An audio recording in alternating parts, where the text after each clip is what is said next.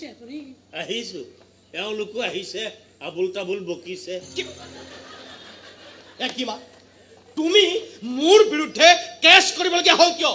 টকাৰ যদি ইমানেই প্ৰয়োজন আছিল মোক ক'ব লাগিছিল মুখলৈ কেইটামান বান্ডিল দলিয়াই দিলোহেঁতেন নহয় কিন্তু মোৰ কোম্পানীক বদনাম কৰিবলৈ অধিকাৰ আপুনি ক'ত পালে আনৰ সন্তানক চুৰ কৰি নিজৰ পোহনীয়া কুকুৰ কৰি ৰাখিব বিচৰা এগৰাকী চুৰুনিৰ মুখত অধিকাৰৰ প্ৰশ্ন শুভা নাপায় মল্লিকা বৰুৱাই চুৰুনি আপুনি মোক চুৰুনি বুলি ক'লে আপুনিতো আপুনি মোৰ ল'ৰাকো চোৰৰ পৰা প্ৰমোচন দি এটা দুধৰ্ষ ডকাইত সজাই পেলাইছে যি মাক দেউতাকৰ মৰম চেনেহখিনিকো ডকাইতি কৰি লোভ আৰু স্বাৰ্থৰে ভৰা এখন চম্বল বনাই পেলাব পাৰে সেইবোৰ বাদ দিয়া এতিয়া চিধাকৈ কোৱা কেছটো উঠাবলৈ তোমাক কিমান টকা লাগিব মাৰৰ লগতো বেপাৰ কৰিবি তহঁতনো এতিয়া মোক টকা দিবি কেনেকৈ তহঁতৰ কোম্পানী আৰু ৰাস্তাৰ কাষৰ এখন সৰু দোকানৰ মাজততো আৰু কোনো পাৰ্থক্য নাই কেৱল হাতত বাতি লৈ দুয়োজনে ৰাস্তাত বহি ভিক্ষা খুজিবলৈহে বাকী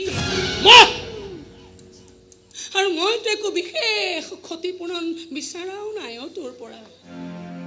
এটা সন্তান গৰ্ভস্থ হোৱাৰ পৰা ডক্তৰৰ ফিজ হাস্পাতালৰ খৰচ বেবী ফুড খেলা বস্তু বেমাৰৰ ঔষধ দিনে ৩-৪ সাঁজকৈ খোৱা ভাত স্কুল ফিজ টিউচন ফিজ কিতাপ বহি কলমৰ খৰচ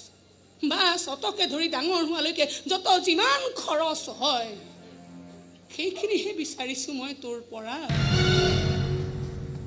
মাক দেউতাকবোৰৰ দুখ কষ্ট মৰম চেনেহ আদৰ বিশ্বাস এইবোৰৰ মূল্য আজিলৈকে ক'তো নিৰ্ধাৰণ হোৱা নাই সেই মই অনুমান কৰি কিছুমান হিচাপ ধৰি দিছোঁ এতিয়া কোৰ্টে বিবেচনা কৰি চাব সেই হিচাপবোৰ বেছি হৈছে নে কম হৈছে টকা পইচাৰে যিহেতু তহঁতে মাৰ বাপেৰক জুখিবলৈ চেষ্টা কৰ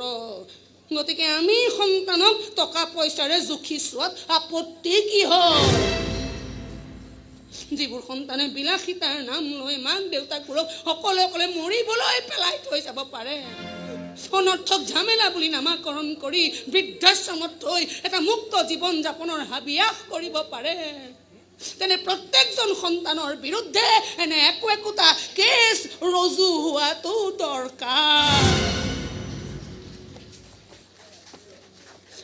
যদি এই আধুনিকতা হয় যদি এই শিক্ষিত নতুন প্ৰজন্মৰ আধুনিক চিন্তা হয় তেনে সন্তানক লৈ দেখা মাক দেউতাকৰ আশা ভৰসা মৰম চেনেহবোৰৰো এটা মাৰ্কেট ভেলু নিৰ্ধাৰণ হোৱা উচিত যাতে সময়ত সন্তানবোৰৰ পৰা মাক দেউতাকবোৰেও সেইবোৰ আদায় কৰিব পাৰে সন্তানে যেনেকৈ উত্তৰাধিকাৰ দাবী কৰে তেনেকৈ মাক দেউতাকবোৰেও সন্তানৰ পৰা